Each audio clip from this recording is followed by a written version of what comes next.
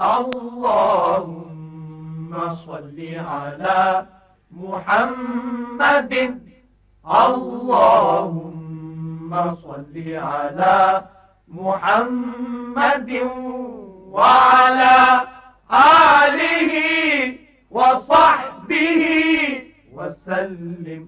Doctor صاحب دوسرا سوال ہے ہمارے پاس، سراج الدین خان کا ہے، ڈیرہ غازی خان سے پوچھا ہے، بڑا اہم نقطہ ہے، اہم بات ہے۔ پوچھتے ہیں کہ ہمارے ساتھ والے محلے میں ایک مؤذن اذان دیتا ہے،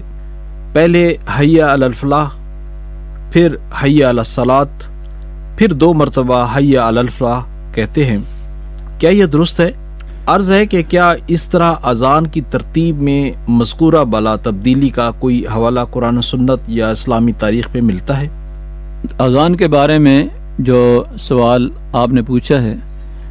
اذان تو نبی اکرم صلی اللہ علیہ وسلم کے دور سے لے کر آج تک ایک خاص ترتیب سے چل رہی ہے، اور پوری دنیا کے اندر عرب و مسلمان اسی ترتیب کے مطابق اذان دیتے ہیں جو نبی اکرم صلی اللہ علیہ وسلم سے منقول ہے۔ آپ نے جس طریقے سے ذکر کیا ہے کہ آپ کے محلے کے قریب لوگ اس طریقے سے اذان دیتے ہیں، تو یہ شاید کوئی نادر واقعہ ہے جو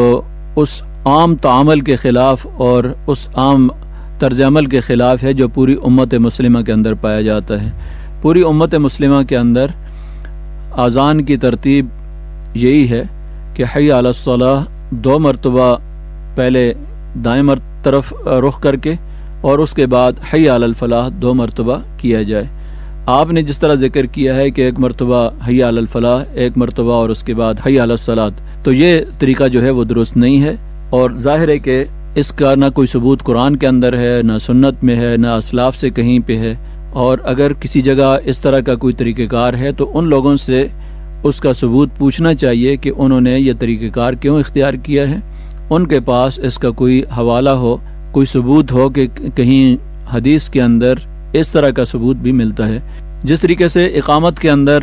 کے کلمات اکیرے بھی کیے جاتے ہیں اور دوہرے کلمات بھی کیے جاتے ہیں، یہ ثبوت تو اقامت کے حوالے سے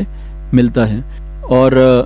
اس طرح کا کوئی ثبوت کہیں بھی کسی حدیث کے اندر نہیں ملتا کہ پہلے حی علی الصلاۃ کہا جائے، پھر حی علی الفلاح کہا جائے، اور اس طریقے سے ترتیب کو آگے پیچھے کر دیا جائے۔ اس طرح کی ترتیب کے اندر کوئی بگاڑ پیدا کرنا اپنی طرف سے یہ درست نہیں ہے، اس لیے کہ عبادات کے اندر وہی طریقہ جو ہے وہ درست ہے جو نبی اکرم صلی اللہ علیہ وسلم نے متعین کیا، صحابہ اکرام اس پر عمل پیرا رہے، پوری امت مسلمہ اس پر عمل پیرا ہے۔ اب اس سے ہٹ کر کوئی آدمی اگر کوئی طرز عمل اختیار کرتا ہے تو اس کے پاس کوئی دلیل ہونی چاہیے، کوئی ثبوت اس کے پاس ہونا چاہیے، اس لیے یہ اس سے ثبوت مانگنے کی ضرورت ہے جو شخص اس طرح کا طرز عمل اختیار کرتا ہے۔